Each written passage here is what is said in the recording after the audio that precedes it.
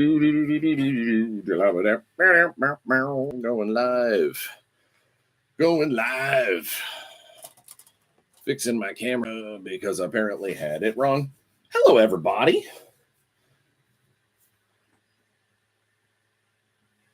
I don't know why I just paused. It's a Friday. All right. So, yet again, another live because I have been far too busy to figure out my camera software yet. But I will. I promise. I promise. I promise. In fact, actually, next week, I kind of need to because I'm setting up an interview with a friend of mine who is got a Kickstarter running about their product. So I need to record that because I can't really do a live because they live far away, so forth and so on. So yeah, all right, real quick week in Bryan, and then we will get into the product reviews, and then we will get into talking about the Gamehole Con. But also, if anybody has any questions or anything that pops up in the chat, I will probably tangent and talk about those as well. Week in Bryan, technically 2 weeks in Bryan, because I was at Gamehole last weekend, so I did not get a chance to get a video made. I was at wrong side Gamehole Con 10. Also, Gamehole Con 10. Alex always has really cool, like special, huge things for special guests and VIGs. It's neat. It's really cool. We'll get into that in a minute. Personally, what's up, Jay? Personally, the 2 weeks have been good to me, I think. Work has been really good. Got into a bit of a kerfuffle, but not anything super bad by any stretch. Just, something that I wasn't expecting to have to deal with while I was at Gamehole Con and all that kind of stuff. But it's all working out. So rest assured, my stress levels are still much lower than they would be at any other time. Still doing the gym 3 times a week. I even went to the gym while I was at Gamehole Con, which, for those of you who know me, if anybody actually knows me, first off, I hate going to the gym. Although now I do it even when Natalie does not make me go. I still go. I go 3 times a week religiously because I'm actually seeing results. And I hate that it's working, because it means that if I ever fall off the wagon and do the whole, I don't need to do this again, I'll remember this moment. I have video proof that it is in fact working. And yes, I'm still way overweight, but I'm far more healthy. And I'm not falling asleep in my chair anymore. Like it's working. Yeah. Jay says can't really stop. Is currently play D&D with. Oh, awesome. Well, tell them, the next monster that you hit or NPC or anything, it's for me. You're rolling those dice for me. But wanted to say, stop in. Hey, wish you well. Send best wishes and joy and abundance. Well, joy and abundance to you as well. I hope all of your dice perform as you wish them to do so, and that and your dungeon master doesn't give you too much hell for checking out this video momentarily. But yeah, so things are health-wise, things are going well. I always worry when I go to a convention or whatnot because of the food situation and the drinking. There's always a lot of socializing and whatnot, which is not the greatest for me. But all that being said, I actually only gained 1.5 pounds while I was gone. And I was really expecting to come back and be like, oh, it set me back like 2 weeks. We're good. And it makes me feel good that even if I do kind of go on a weekender bender, that it's not the end of the world, and it doesn't mean that I'm going to be done. Because that's always what I'm afraid of, is that something bad's going to happen to my health choices and whatnot, and then I'm going to end up just saying, man, this feels good to not do this, and then just not go back. But no, things are rock and rolling. Painting wise, apart from doing a little bit of touch work on a couple of Warzone models that needed it after the last time they were in the demo, in some demos. I actually haven't been painting. I've been very busy with work, and some side stuff, and really trying to get words down on the Shadowrun novel, because I'm excited to finish that one, and I'm super excited to get into the next one. So it's a matter of just finding time to put words down when I'm not working on Evil Genius stuff, because obviously that's my regular day gig, and being a producer over there, there's a lot more. There's a lot more that goes into that. I guess this is bleeding now into professional.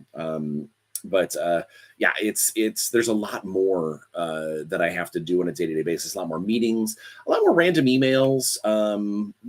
Like it is not worse by any stretch of the imagination. I enjoy what I'm doing. It is different. I used to basically, check in maybe once or twice a week, and then it would be just writing and designing, put words to page.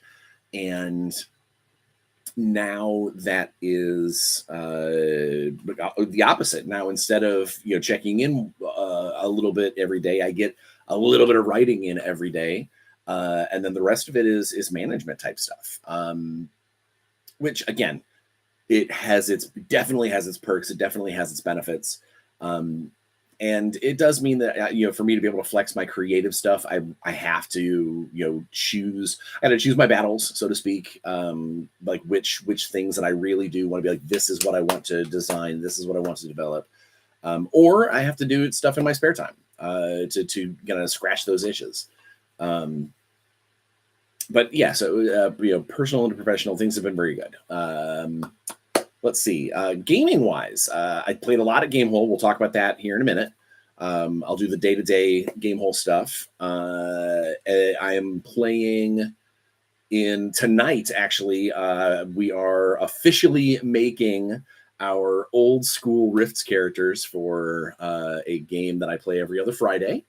I'm very excited, having only recently kind of, I don't know how to say refallen in love with, really, but just like going back and rereading a lot of the old Rifts merch and whatnot. And so getting into some of the older books. I found one of my containers, one of my storage containers that had some of my old Rifts lit in it. Very happy. Also, with the impending Kickstarter for the Teenage Mutant Ninja Turtles and Other Strangeness Rifts companion books, the Palladium System books. I'm very psyched. I'm very excited. It hit at the right time. So tonight we're going to get together, even though it is an electronic game and we play online, we're actually going to get together in Meat Space tonight, and make our characters together, and probably have chicken wings and drink some beers, and it'll just be a nice evening away from the hecticness of real life. Also tomorrow, playing my wife's D&D game, where I am the Duergar Forge cleric. Very excited to that. I think we're in for it tomorrow. I know we were not supposed to, but there was a very good chance that we were going to get into kind of a gnarly fight in the last in the last session, and we haven't gotten there yet. So I think that this one's going to probably be a pretty brutal Saturday is what I'm expecting. But we'll see how that goes. I think that's pretty much the week in Bryan, or 2 weeks in Bryan. I know that's not that's not saying much, but it's I was at a show. So let's get into. I have been talking about how I knew there were products coming. I knew there was stuff coming. And I wanted to go ahead and let you know. So not only did I get one of the things from one of my sponsors, but I got something unexpected from a friend. So we're going to go ahead and do those, and then we'll dig into the to the Gamehole Con itself. All right, first and foremost, we'll do this one first. It's easy. So there is a new Turbo Dork. We love them. They're great, great paint people. They have some of the best like color shifting and some of the best in like unique metallics in the entire industry. They have started a couple years ago. They made solid silicone paint well mats, like paint well things, and while those are super rad, they have kind of, I don't want to say revolutionized them, but they definitely have created a new version that are I'm going to show these to you, and then I actually poured some paint last night, and some of it's mostly dry, but I'm going to show it to you how they work because it's crazy. What's up, Athnak? So, and as always, go to TurboDork if you want to order these. Hello, Gerald.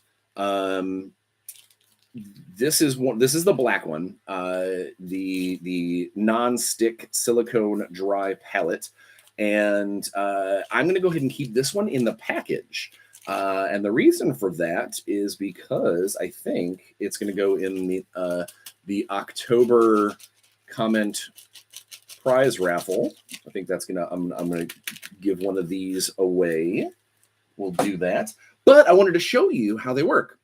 Because I poured some paint last night into the white one, the one that I'm going to use, and I did some paint, and I did so here's some paint globbed up. This one's actually an ink, so I wanted to show you how it works with inks too, and then here's some Turbo Dork paints that I just kind of to let it dry, and they mostly are dry. The deep blue one's a little wonky. But so whereas the old ones were just basically silicone blocks, which still you can just kind of stick your finger in. I'll show you how it works on this one. So what you could do with the old one is you would just basically grab it and peel the whole acrylic paint up, and there's nothing. Oh, I stick my finger in the stuff, and it would just basically come right off, and then you'd throw it away, put it in a paper towel or whatever. These work the same way. I apparently did not grab a napkin in order to, and I did not let these dry enough, which is gross. So I'm going to use this printer paper. Ew, ew, ew. All right. So do not judge the fact that the ones that didn't dry aren't coming up. But here, I'm going to do it this way. So it basically, when it's dry, it comes straight off. It just peels off. See how that dot peeled off? Because that had time to dry. It just, with a fingernail, or if you wanted to take like a toothbrush to it or something, there's no scrubbing or anything. You literally just go, boop, and it pops right off. So that's the ink is not dry yet, of course, because I am silly. So the old ones, that's how you would do all of the paint pots. You would just get your finger in there or like a toothpick or something to just, pop up the whole thing. These, because they did them in an injection mold, they're hollow. And because they're hollow, kind of like those little pop-it weirdness things, you can actually just take your thumb and you pop it, and it literally just came right off. It just pops right out, and you'll note there's nothing left. So I'm gonna do all of them that I can. Probably get paint all over my fingers. So you push on the back, and it comes right off. Push on the back, and it comes right off. I mean, literally, there's nothing there. It is amazing. I love the concept. I don't know why anyone didn't do this before. Because even with this ink, it's not dry yet. But when it does dry, it won't leave much of a stain, and especially if I go and actually scrub it at all. But yeah, so here's this blue which I poured after and a little thick. Still comes off. Oh, now that's the part that's not dry. So I peeled the cap part off, but it's still got some. That's not stain. That is that's not stain. That's actually goo. I'm gonna see if I can't get the big one off.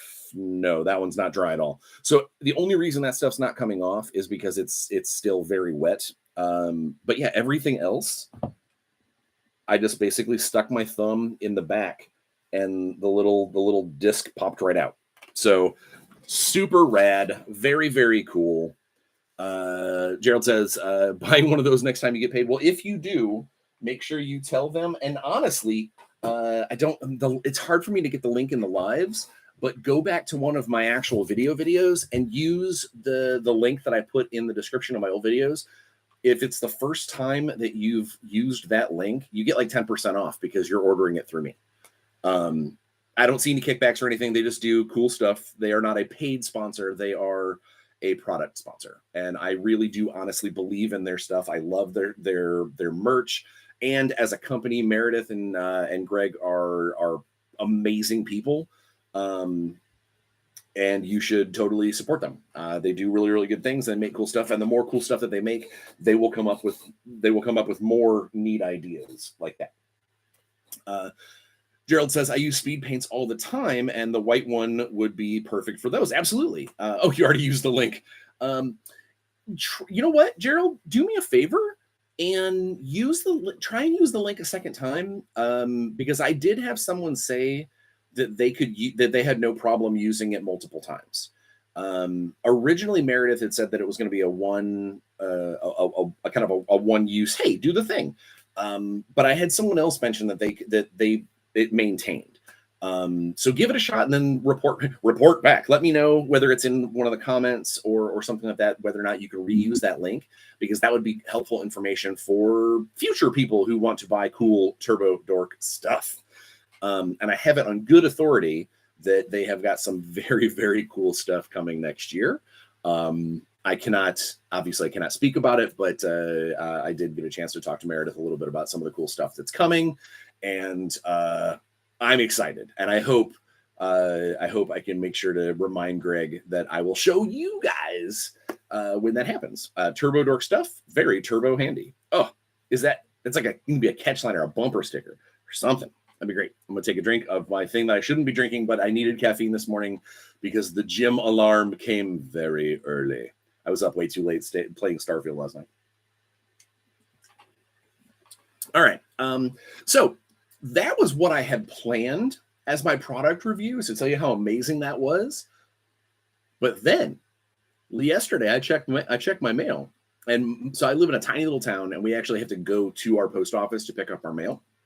And if you go when the post office isn't open, they leave these little yellow notes in your box that says, hey, you've got a package, come back tomorrow. So today, after I got done at the gym, I took a little extra time, stopped at the grocery store to kill time, and then showed up at my post office after it was open. And lo and behold, I gave them that yellow tag, and they gave me a huge cardboard box, which I looked at it, but I did not open it. Basically, I cut the tape and I glanced to see what was inside. Cardboard box. Because I knew this was coming sometime, but I didn't know when. And it is bubble wrap. No, it is one of our favorite friends of the show. I cannot call them a sponsor because YouTube would get mad at me if I called them a sponsor, because they are not officially sponsoring, but they are friends of the show, and they do often send us merchandise for unboxings and the like. And I'm going to get this open because it's covered in cellophane. And if I put something cellophane in front of the camera, you will get the most wicked glare of all time. Oh, it's like Christmas. It's like Christmas, so I know that it's coming. All right. What we have today is from our good friends over at Steamforged Games, the new Epic Encounters that just came out. The Camp of the Bandit Twins. All right. So, first off, it's always cool to see their stuff. I love them. And in fact, actually, I was talking to Richard, one of their writers recently, and there is a very good chance that I might get to help with one in the future. Sounds like a rap group name, The Camp of the Bandit Twins. Sounds like an album. No, it sounds like a Wu-Tang album. Like very specifically a Wu-Tang album. The Camp of the Bandit Twins. I love Wu-Tang. All right. So we have, as always, you have the awesome box. We have the advertisement, advertisement, which this one is for Hive of the Ghoulkin and their boss, the Barrow of the Corpse Crawler, and Island of the Crab Archon and Cove of the Dragon Turtle. All right, I do not need the advertisement. I have both of those packages. All right, so we will take a look at, first off, we get on the top, the map. Our map is, so one side is, looks like, kind of like a mountain pass. Let's take a look. Looks kind of like a mountain pass, like there's some forests, and there's I would probably call these like impassable squares.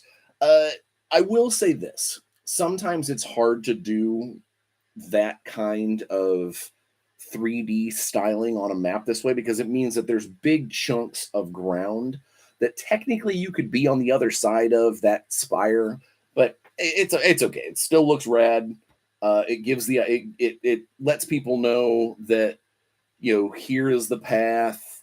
It comes through here, and you shouldn't go here because it's big frozen. That's still cool. And then on the other side, we have a little more of a traditional map that is a frozen gorge with a bridge over it. So got a little watchtower. You can put a dude in there to be shooting down here or whatnot. Very, very cool. I always, I'm a sucker for a good map anyway. And using them multiple times and finding out different places to put them. All right. Then, of course, we get the booklet, an explanation of the models, because it also comes with a bunch of models. But let's take a look at the booklet. Zach says, "Oh my God, I made it to one of these." And then the weird Q.Q. I am not young enough to know what that is supposed to mean. What is Q.Q? Someone say so. All right, so we've got the Camp of the Bandit Twins, the adventure. It talks about the bandits. It's got some cool facts about the bandits. It's got some great art. That's a cool piece of art. I like that. I mean, yeah, it's got some dude carrying a severed head, but it's a nice piece of thematic art. We have The Hunt. Talks about this place belongs to them. Oh, that's kind of the name of the adventure is The Hunt. Okay. We have individual locations: cliffs, logs, frozen river, cave, and then the aftermath of the adventure. And then we get into all of the. Oh, you're not much older than me. QQ is sad face. Why would you be sad faced that you made it to one of these? You shouldn't be sad, Zach. You should be happy. You should be happy. All right. So the place between the pillars. So basically talks about a little bit more of the location and the enemies themselves. So this one doesn't seem like it's nearly as much of a direct adventure so much as like an adventure seed. This is pretty cool. So it's got individual places. Oh, that's cool. There's I must have not noticed it on the map somewhere. There is a place that has like a frost giant's skull buried in the ground, and you can use it as a magic totem kind of thing. I love giants. I'm just gonna say that. I dig giants. I think giants are a cool creature, and especially if you give them character, if you give them like personality and like a community, and they're not just I am a wandering monster and I happen to throw boulders. I dig that. And then we get into stats. We've got regular bandits. We've got bandit bolt throwers, which basically is a kind of a crossbowman. We've got there's cavalry. There's goat cavalry. So there's the goat mount. Oh, I'm gonna sneeze. I'm gonna sneeze. I hate sneezing on lives.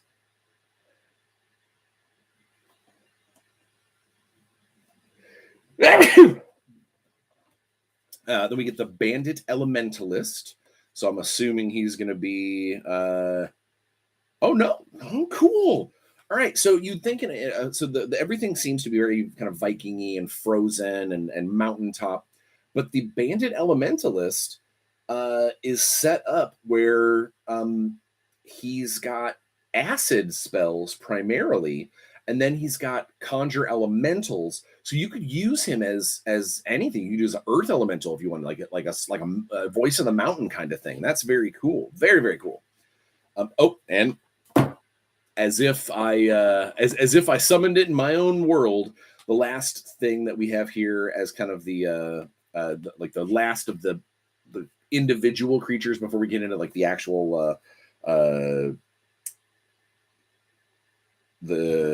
wait, do we have the twins? Are the twins actually in here?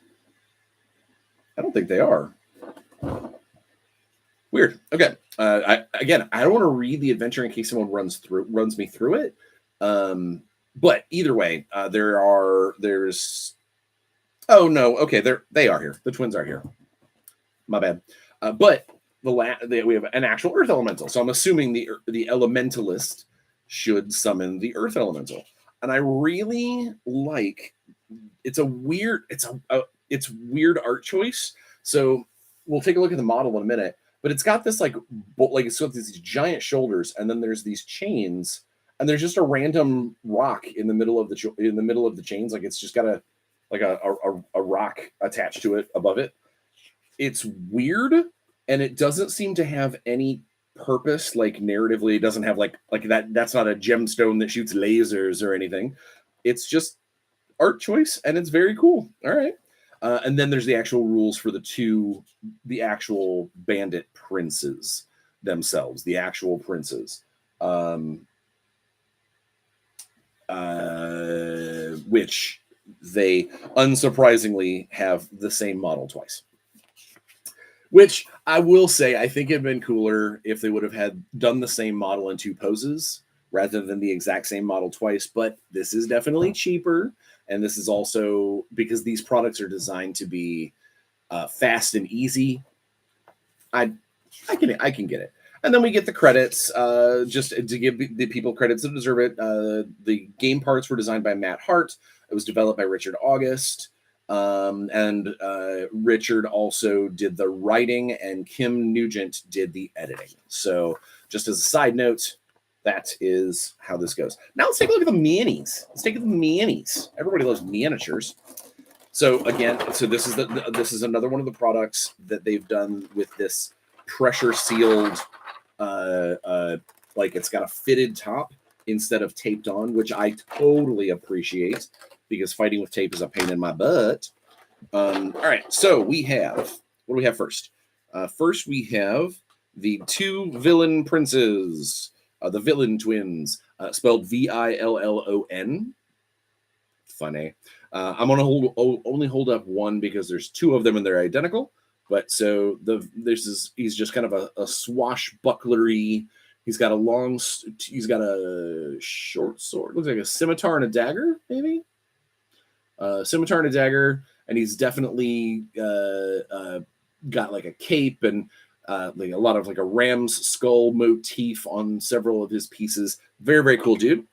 We have two bandit archer on mountain goat.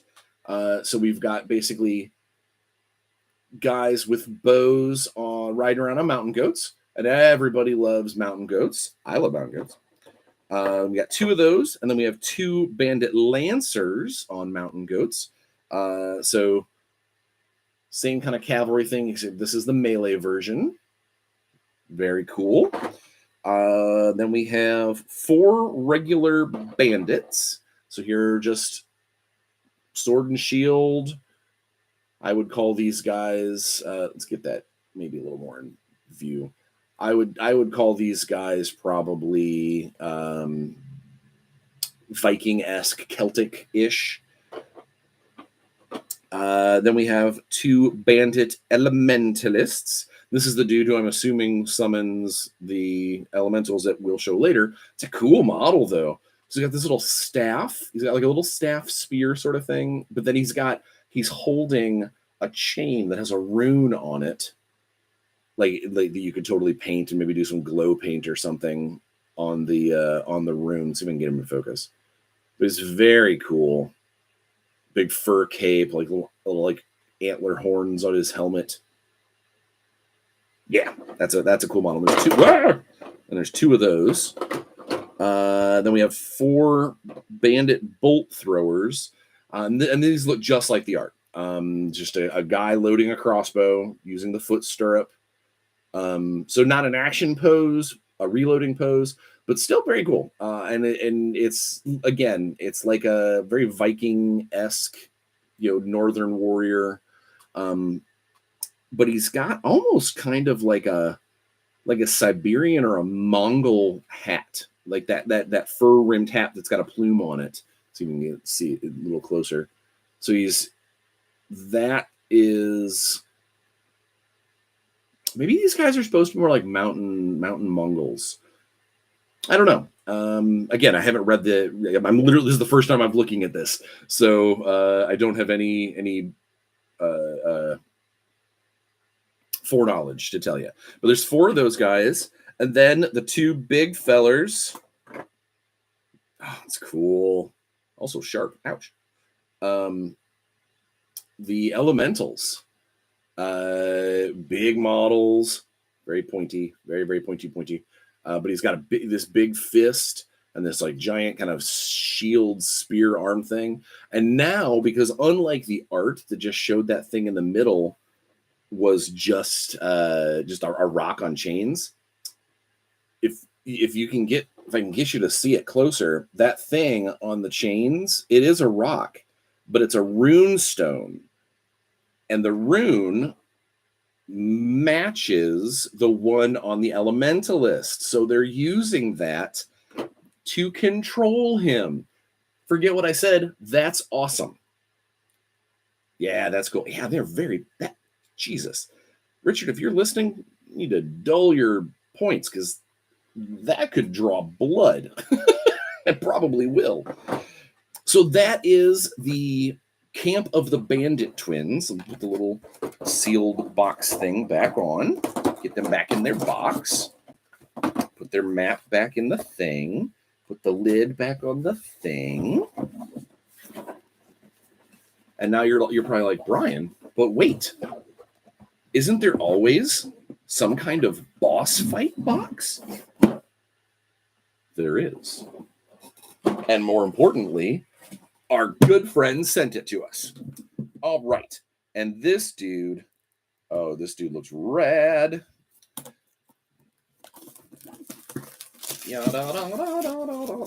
Opening stuff. All right, here we go. Trash in the box. Trash in the box. All right, this is the Cave of the Manticore. So, looking at the picture, this is already going to be super cool and probably very spiky. So you guys might see me hurt myself here. All right. So as we always get the map. First map is looks like maybe just kind of a frozen entrance of a frozen cave, maybe the fire like village at the outskirts of the frozen forest. I don't know, but then it leads to same thing. Oh no, that's the inside. Okay, there's an entrance, and that's this is an external, this is an internal. This is a map that does both. Oh, okay, because here's a bigger version of the same thing. So slightly different layout, but it shows a bigger inside warmth sort of thing. And then that's not a cave; it's just that's not a cave. That's just a frozen arch. Okay, cool map. Advertisement. Goodbye, advertisement. I do not need the advertisement. Cave of the Manticore. So I've said this before when I've done other Epic Encounters unboxings. The boss boxes are designed to go with the regular Epic Encounters, like the one we just opened, but they make sure that the adventure that comes with the thing, the encounter, sometimes there's minions involved, sometimes there's little guys, And so what they do is they give you a punch board to, in case it, for whatever reason, I bought the mana core before I would buy that. I can still run this even though I don't have that. I just use tokens for the little dudes. It's very, very cool. This one's got looks like 3 of the mounted bandits and 9 regular bandits, all crossbows. All right. We got some comments. We have Zach says, "Man, I should come to Gamehole. You had an opportunity to." Yes. As soon as I'm done showing this off, we are gonna talk about Gamehole because I want to. I cannot. We'll get to that in a second. Michael says, "I just got home from work and can't listen right now, but I got 2 questions. Which Shadowrun edition do you prefer, and will there be profile changes in next week's Warzone beta update?" Those 2 questions, easy peasy. Shadowrun edition that I prefer. So I like the current meta. I like the current storyline of the Sixth World. I think the narration and what Jason is doing with the actual story and moving things along through the novels and tying the novels to the game books. I think the Sixth World stuff is doing that amazingly well. I think my favorite rule set that Shadowrun has had is probably 5th. I like 6th. I have fun with it. But I think 5th is a little more complete. The 6th edition rules, while fine, they tried to streamline a few things, and there were a few choices that they made that, as a designer, I probably wouldn't have made. It doesn't make it a bad system. It just makes it. You asked my favorite, and I think my favorite is probably Shadowrun 5. But for game wise, for the actual like how things are being managed and the storylines, I might be biased, but I think Sixth World as a story is really shaping up to be something noteworthy. And then as far as will there be profile changes in next week's Warzone beta update? Yes, there will. We have learned a few things, a couple of tweaks here and there. Hopefully this will be the last round of that sort of thing before we start really pushing towards getting this book stitched together. But yes, there will be a couple of changes, a couple of things that have been brewing that we needed to make a couple of those adjustments. No game survives contact with the outside world unchanged. And our beta release showed us a few things, showed us some wording clarifications, a lot of games being played with proxies, showed us a couple of things that even our playtesters and our home play, designer play had not revealed. There will definitely be a few changes here and there, a few rules changes, a few special abilities changes, a couple of numerical changes, but very few. But I think more than anything, people are going to be excited with some of the new things that are going to be available for people to start proxying. So, all right. So let's take a look at the Cave of the Manticore, and then we'll talk about Gamehole. Cave of the Manticore. It's same thing that as normal. It's got all the preamble things. There's a bunch of cool storyline stuff. So I'm gonna read just 2 of the things that they always put in the beginning of these epic encounters. They always put them in the booklet. That's basically kind of cool GM fodder to help get the characters involved. So it's little factoids. Manticores are doomed creatures. They cannot procreate and cannot stand to be around their own kind long enough to mate, even were they able to. Instead, they determine to cause as much damage and destruction as they can before they finally dwindle into nothing. Just a neat little weird factoid. This is the kind of thing that if someone was like, what do I know about manticores? I'd be like, knowledge arcana. And then boom, you've got something. Manticores can speak, but do so only in the voices of creatures they have consumed. The words echo in their throats as though the memories of the dead were being channeled through the beast. Haunting to hear, the voice of the manticore has a profound effect on those forced to listen to it. That's just a cool thing. That's just neat. And this is the kind of thing that you could base an entire plot line off of weird things like that. And then we talk about the map. We talk about what happens if the player characters find a manticore. We get cool art of the manticore. We've got tactics, so how to how to fight using the Manticore as a game master. If you're feeling uninspired, it talks very specifically about what you can do. Things you might find: weird, unsettling drawings made in blood, unsophisticated and display a childish cruelty. A manticore quill threaded through a dozen elvish ears. Just neat little weird things. That's so cool. That's so cool. The combat dashboard, basically going through this specific encounter, the map, the locations on the map, what the Manticore does, where he sets up, individual places. We've got the frozen bridge, the climb up, the spikes on the ground, the caves. It's just a very detailed thing. And then we get the Manticore attack types, different things that it can do, and each one has got a little GM tip on how to use it best, and maybe not necessarily best as in time to kill your players, but best as in like, this is a good idea if one of the players does this, or if the Manticore is very far away, have him run forward and do this because it puts him in a good position for the next round. Just tactics. It's cool. And then different abilities that it can do. And then it's got some layer abilities, because in this is the cave of the Manticore. This is taking place in his home.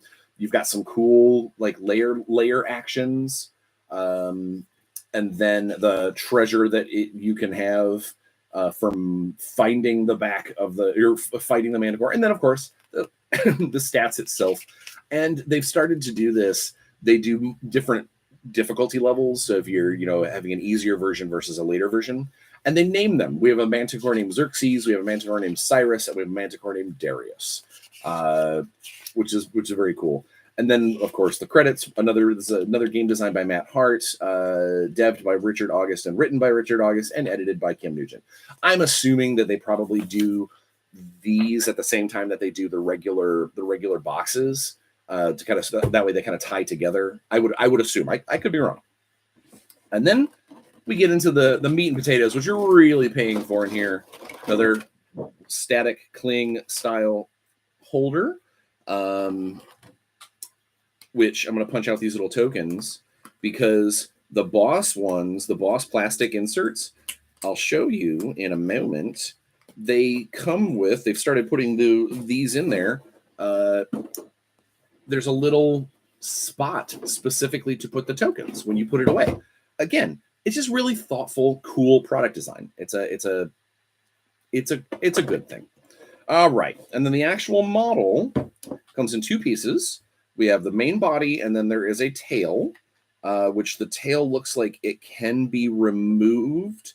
I would normally glue it in before I paint it. I will be able to remove it because there's a separate spot in the box to put it. But then, in all his glory, the Manticore. Dun dun dun. Man, he's cool as a very, very rad model. I don't know if I do the ragged wings as much. The giant holes almost looks like an undead Manticore, which also is kind of a cool, like a Manta Lichicore, Zombicore, Manta Zombie. Nah, I'll figure it out.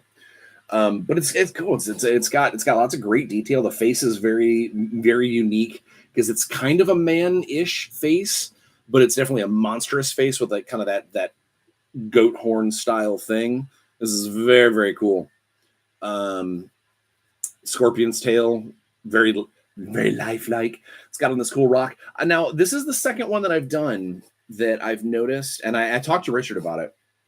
If you go back and watch the one where I did the Cove of the Island of the Crab, or Archon of the Crab People, and the Dragon Turtle, where the plastic, up until now, the plastic has always been the same as the little guys that they attach to storyline wise, but this is the second one that's different, where they're doing different plastic than like different colored plastic, and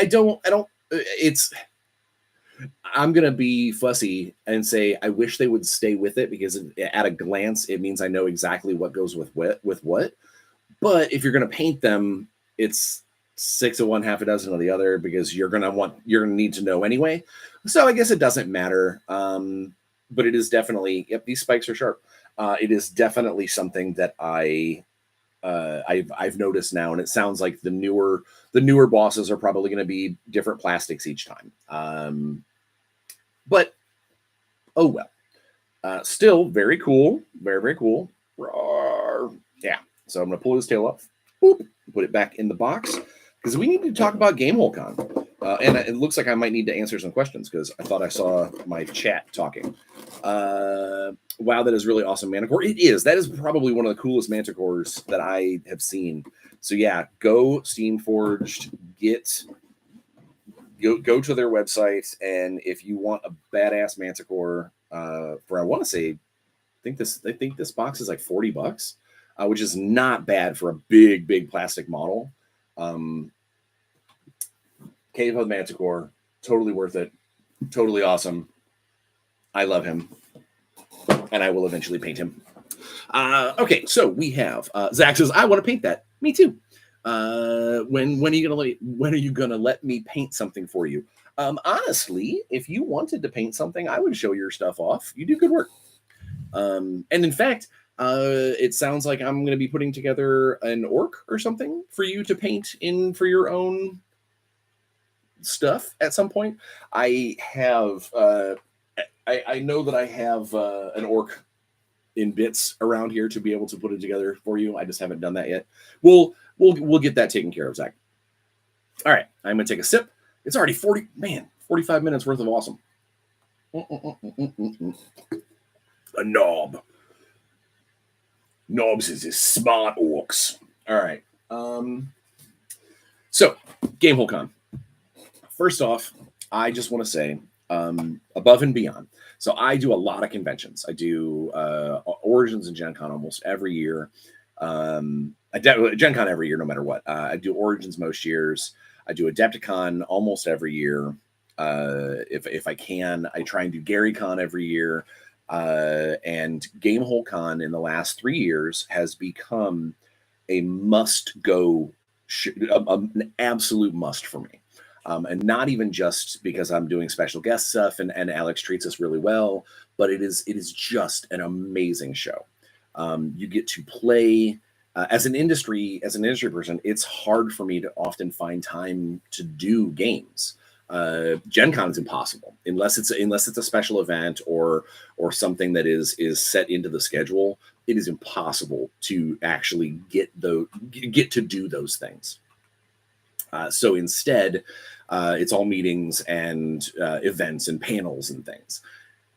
Gary Con and Gamehole Con both are fantastic shows for us to be able to actually do things, to play in a game. Like I actually look at the lineup and go, man, I want to go check out this Savage Worlds game. I can work that into my schedule. And Alex is a great convention owner and organizer in the way that if I say, hey, I want to do, I'll do these a couple of panels.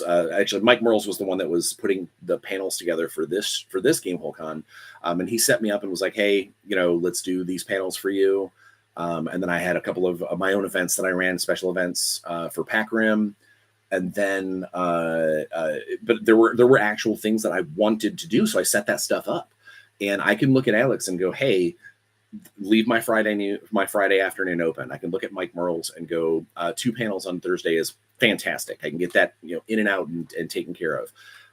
I can do streaming games. It is amazing. It is such a great show. And I'm going to do a day by day real quick.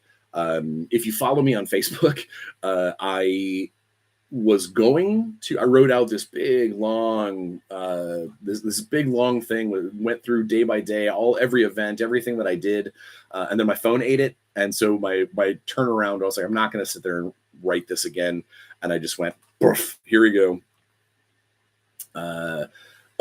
We got some things. We've got so we can all knob around. Friends who crump together stay together. Still unsure says Warzone Eternal Road Wars with corporate vehicles when. Dude, we still got to get the game out. Let's not go crazy just yet. I've got stats for a bunch of stuff that would work in a lower scale vehicle level stuff. But a lot of that's pre-tested. It hasn't even, other than me playing around with it, it hasn't really even gone to play testing yet. So summer, gotcha. Yeah, okay, love you. All right, so we get we're going to start. So now that I've said my piece about how amazing Gamehole Con is, it is in Madison, Wisconsin, which for some is kind of a bit of a trek, but it is not far away from Chicago. So not too far from Chicago. So if you are, you're like flying into Madison, that's expensive because that's such a tiny airport. You can always find a better flight that flies into like O'Hare, and then just like either rent a car or work with one of the bazillion people who are going to be coming through there to try and work on a ride. It's absolutely doable. And the the Facebook groups for Gamehole are exceptional. It's a lot of really good people. It's totally worth it. And if I know, so long as Alex has me back, I will be back. I mean, I'll be back either way. Hopefully I'll be able to come back as a special guest again. Because I love doing panels. I love talking to people and helping with, hopefully the problems that they might have with the industry or with gaming, and I love running events that, speak to what I'm currently working on. Little do my people know that the people who played Pacific Rim at Gamehole Con with me, they were playtesting things. They may not have known that because I wasn't about ready to say, hey, need your feedback.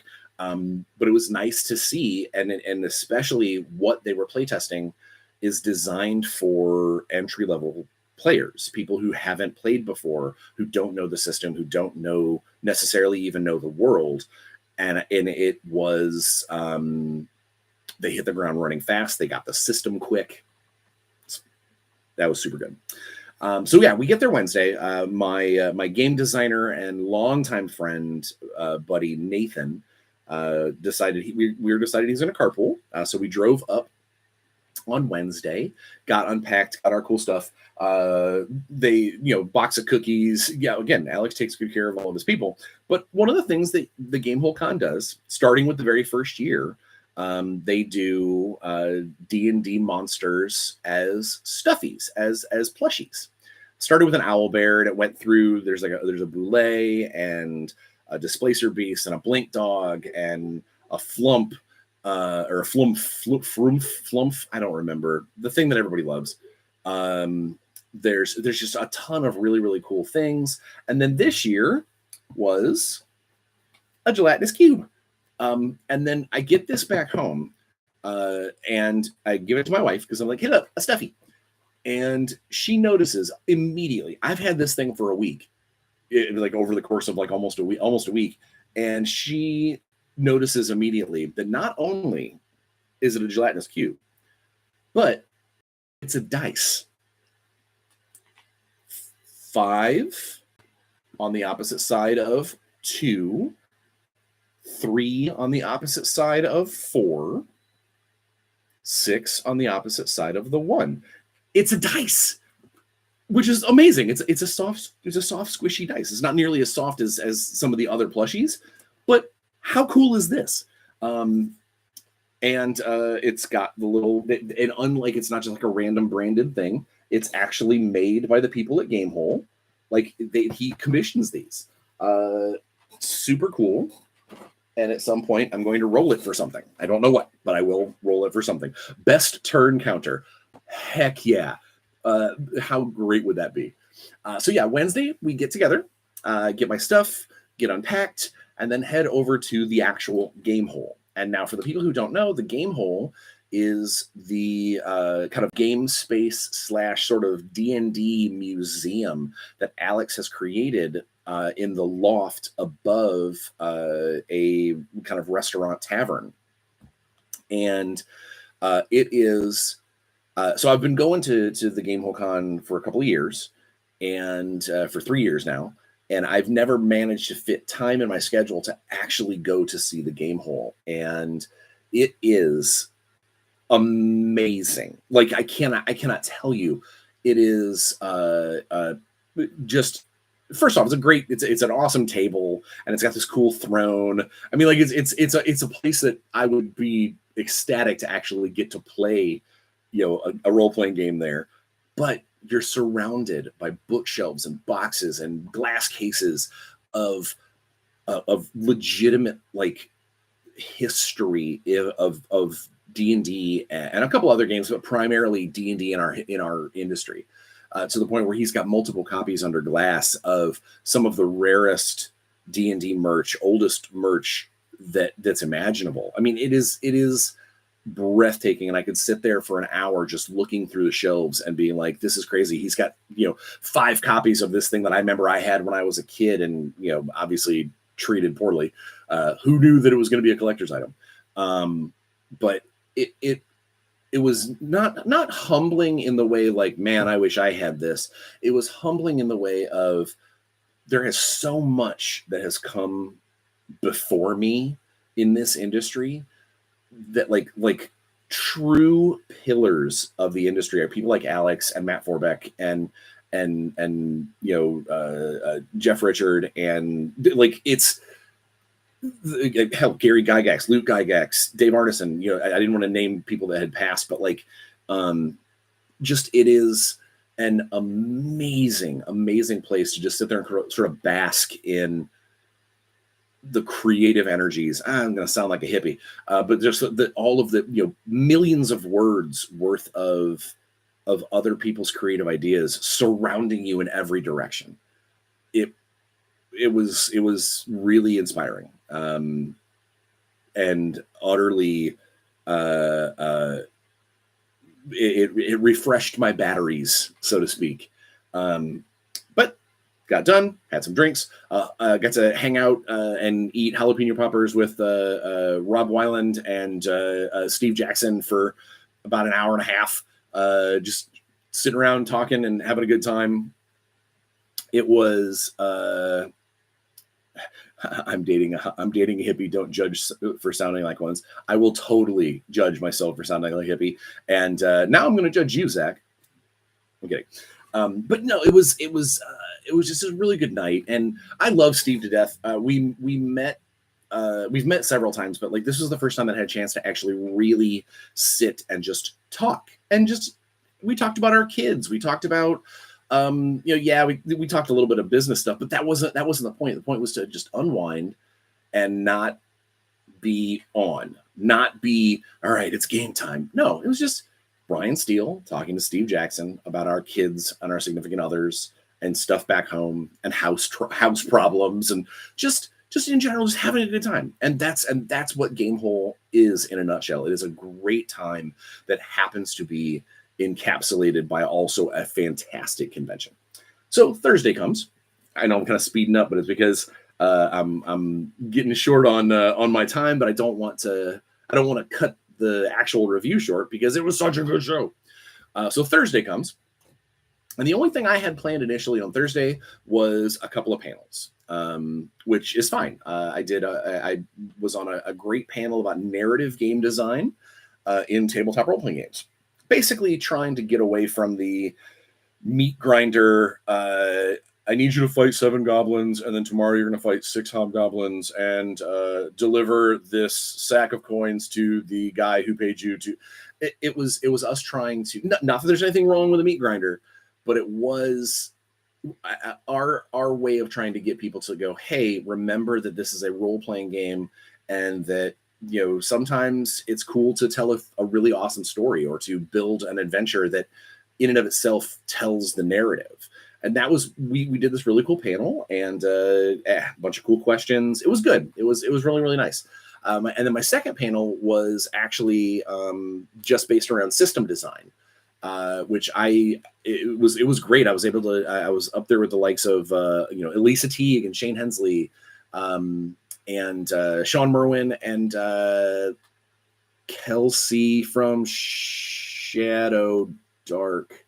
I can't remember what Kelsey's last name is, but it was really cool to talk about our different views on how to build a good system, what we believe goes into a good system. We went on kind of a little spin about playtesting, It was a good panel. It was nice. And I haven't been on a panel with Shane since my days at Conan.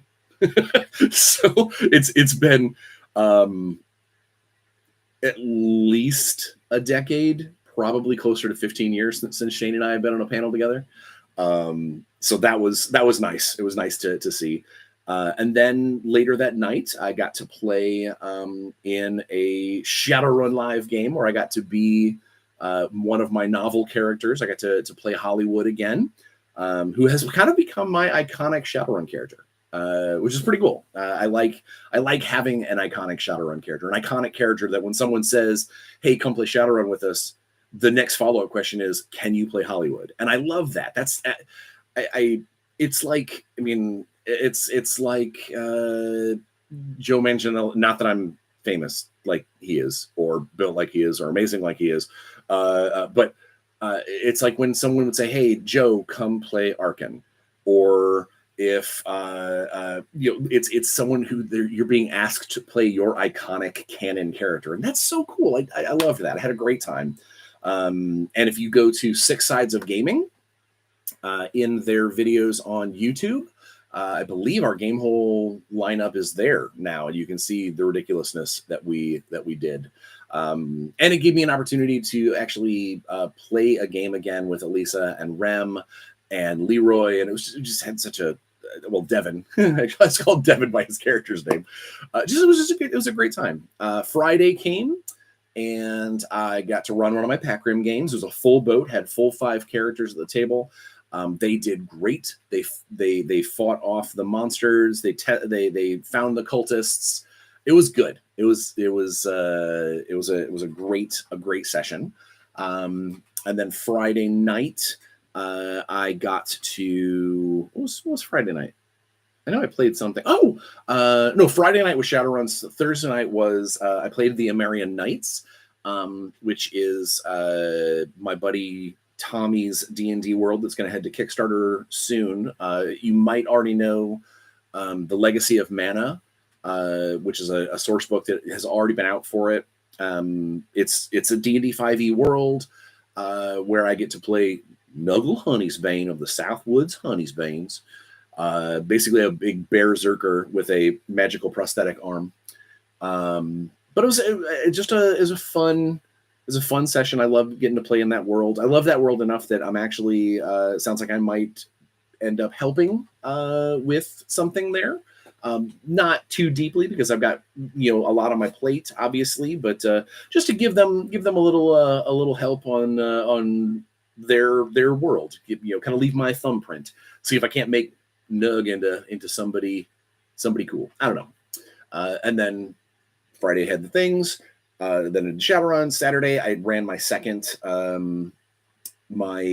second Pac Rim game. Again, went really, really well. Only had 3 people there because I believe we had perhaps the early morning gamer blues. Somebody had come by and was like, "Hey, sorry I missed your event. I kind of overdid it Friday night." So I think that we may have had a pair that were enjoying the convention too late, and 10 o'clock came too fast. But either way, the people who did show up had a blast, had a great time.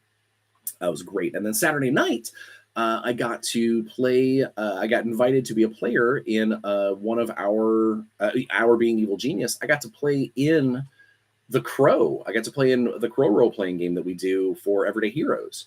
And that was a great time. I had never played with Eric Funkhouse before. And he's a great game master. And we had a great time. It was super fun. It ended kind of on a cliffhanger because he was running an actual module.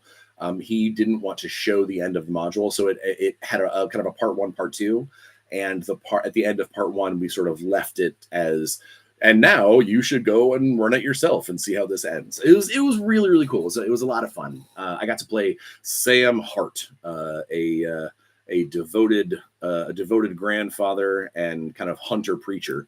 It was cool. Yeah, we had a really good time. And then Sunday morning came, and I had one last live event, or I got to play Amaria. In Amaria again, I got to play Nuggle again.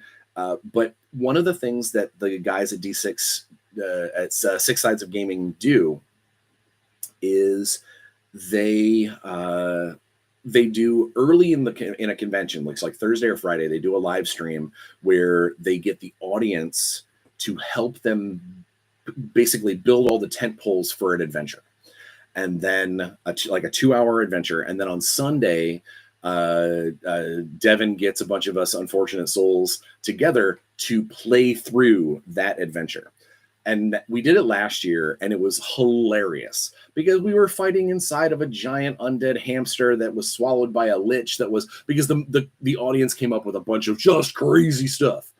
This year, I'm not going to spoil it because there was definitely a couple of holy crap moments. But we had character deaths. We had like actual like this was more of a tough uphill. Like those people that put this together, they did not want comedy. There was a few funny moments, but this was not a comedic adventure. This was a seriously hard adventure that they had built, and they put us through the ringer. But that was basically my end. That like as soon as I got done with that stream on Sunday, I did my hugs, got my my goodbyes, and then Nate and I got on the road. But that spelled the end of Gamehole Con 2023 for us. But those are all my events. That's what I got to do. Everything else I did while I was there was all social. It was hanging out, getting lunch, hanging out in the kind of lounge area on Thursday or basically Friday night and Saturday night, a little bit on Thursday night with a bunch of my industry friends. This is my convention family. These are people I see 6 or 7 times a year. I see some of these people. I talk to them all the time, but I see some of these people more than I see some of my family. And getting to actually kick back and not always be, all right, what's the next meeting that we get to see? Where's the next panel we're going to go to? Actually just have a drink, sit down, maybe eat some pizza, have a hot dog, just enjoy each other's company and stay up way too late. Because as a 46-year-old person, I should never stay up till 3 o'clock in the morning, but I did it twice. We closed out the lounge twice, and it was silly and still amazing.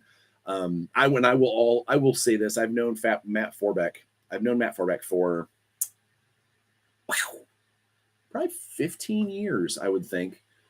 I've called him friend for at least 12 of them, and that guy is a machine, an absolute machine. He stayed up later, drank as hard as we did, partied as hard as we did, and still went to all of his events, never canceled a thing, and in fact was the guy who helped someone who fell down and hurt themselves outside the hotel one night. Amazing. Love him to death. He is my uncle from another mother. I love him to death. We got notes. Man, I haven't played an RPG in so long. My iconic character is Mad Scientist Stitcher from OG Deadlands, named Seamus. Deadlands. So I don't know if you note, but Shane Hensley, the guy who I had a chance to finally reconnect with, he's one of the creators of Deadlands. It was fantastic. You would love for OG Deadlands to come back. That because Savage Worlds has done so well universally, you will not see. I would be utterly surprised if we ever saw an actual OG Deadlands resurgence. The Savage World system, if you haven't had a chance to take a look at it and play it, you really, really should. It's really tight. They did a really good job. I did want to show you something that I did do while I was at Gamehole Con. I did the auction. This was my number. They always do probably the best charity auction. I mean, yeah, Gen Con does a good job, just for sheer volume. But you think Deadlands inspired Wild West Exodus? I don't doubt it. I don't know that for fact. I can't be like, I know people on the inside, but no. I think that there is an absolute, the Weird West is something that has been covered several times. I mean, hell, I have a short story in a Weird West compilation book that comes out every once in a while. But I think from a gamosphere, like industry sphere, I completely agree. I think that that Deadlands paved the way for a lot of really, really cool stuff, including Wild West Exodus. But so at the auction, I bid on a few things. I set myself a limit. I was like, I'm not going to spend more than X amount. And the couple of things that I bid on, they always went over what I wanted to spend. So I'm not going to go crazy. Super glad it wasn't a payday weekend, because there were a few things that I might have dipped in and be like, this is Christmas for me. But just to see people open their wallets for charity and buy these things for their own collections, for their own personal game hole, if you will, that was, I got to see the actual original like first printing of Greyhawk #1. Like, boom, blew me away. Getting to see it in person and then seeing it go for like $6,000. It's 2 hours of standing around and sitting around and watching numbers go back and forth. And the auctioneer, Jim, always does a really, really good job of making things entertaining. So it's not just number crunching. It's also a fun exchange. It was awesome. And my buddy Nate actually won. He was bidding against me there was an original Lord Soth's Charge postcard print that I wanted to get framed for in here, and Nate got it. He outbid me, but that's fine. It was super good. Either way, I just I've gone over my time that I like to do for lives, but I do want to go ahead and just mention, if you are a role-playing game fan, just like I wouldn't tell people to go to Adepticon if they weren't a miniatures game fan, I wouldn't tell people to go to Gamehole Con unless they were into role-playing games. But if you are a role-playing game fan, and whereas Gary Con is very heavy D&D, a very heavy D&D lean, a lot of D&D, a lot of Pathfinder, because it's Gary's memorial show. The Gamehole Con there's a lot of D&D there. Obviously, there's a lot of Call of Cthulhu. There's a lot of the industry pillars, but there's also vampire and werewolf and everyday heroes and Savage Worlds galore. They had a whole Savage Worlds room. There's a bunch of stuff that you can get a chance. There's True Dungeon. There's there's RPEX. There's lots of stuff there that isn't necessarily just run-of-the-mill D&D. Not that there's anything bad with run-of-the-mill D&D, but it does mean that you could go there and cut your teeth on something new. Like Zach was talking about how he loves OG Deadlands. This would be the perfect show for you to go into the search engine and go Deadlands and jump into a Deadlands Savage Worlds game and see if you like the system. See if that speaks to you, because then you can bring that system home and remake Seamus in Savage Worlds, and maybe run for your friends, or get that book for a friend that is the eternal GM and go, I want to replay Seamus. Like this. These are the things that that this show is really, really good at, is giving you the opportunity to play with new people, to play with industry people, to play systems you might not otherwise have played before. And it's done in a way that isn't just wall-to-wall crazy stress like Gen Con, or very commercially sound like Origins. It's just a fun show, and I will never stop singing the praises of it. And as far as Alex will keep having me, I will return as a special guest and run special events, and I'll write new adventures for it every year if I can. Like that's 100%. And I will also make sure that I have enough cool, awesome, open time to just enjoy the socialization, sit down and talk and meet new people and play games with other gamers. And just, it is such a great show. It is such a great show. And with that, I will answer any. Let's see. I'll give us another 3 minutes to answer any questions that pop up. I'm in a vampire campaign at the moment. Oh, hi Zach. I'm in a vampire campaign at the moment, playing as Mohawk warrior who has turned during one of the wars and hasn't woken up till it's a post-apocalyptic future, along with the others that are in from various timelines. That's pretty cool. That's a neat style. That's pretty rad. So what you're saying is I need to run some E20 games. Absolutely. Last year I ran like 2 Transformers and 1 GI Joe, or 1 Power Rangers last year. I didn't this year just because I was really focused on the Evil Genius stuff. But I would absolutely love to. I mean, hell, I would probably try and maybe see if I can't grab a seat at one of those tables just to enjoy the game. Again, this is the kind of show that I could do that I could just play in a game, and go have a good time.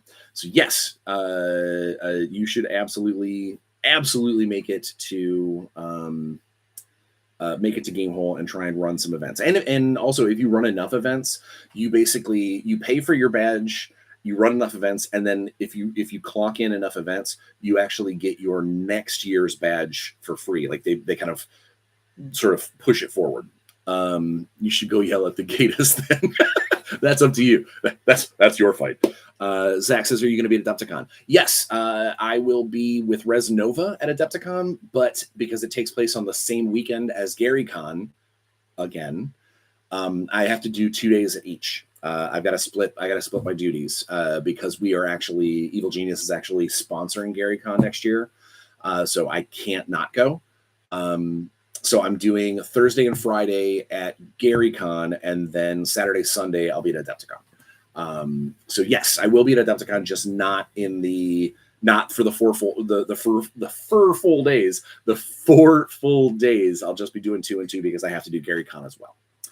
All right. We've got anything else that people want to know or talk about before I call it quits for the day and finish out October.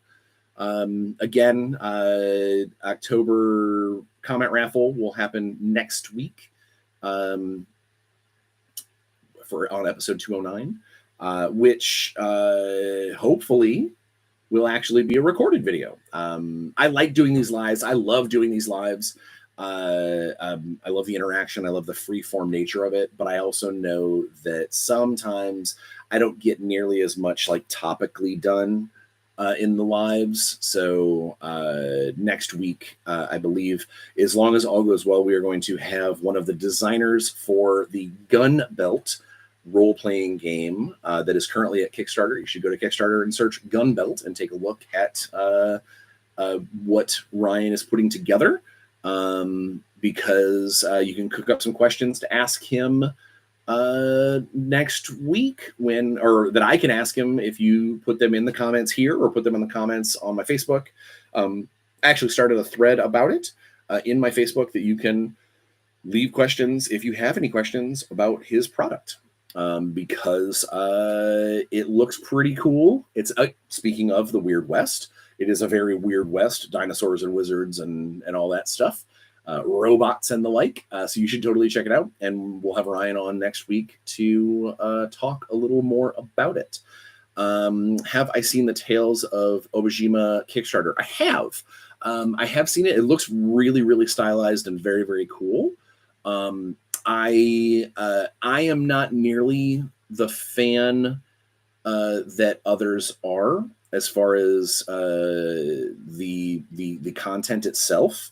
But I recognize how cool it is. It's just not my personal shtick. But it is really cool.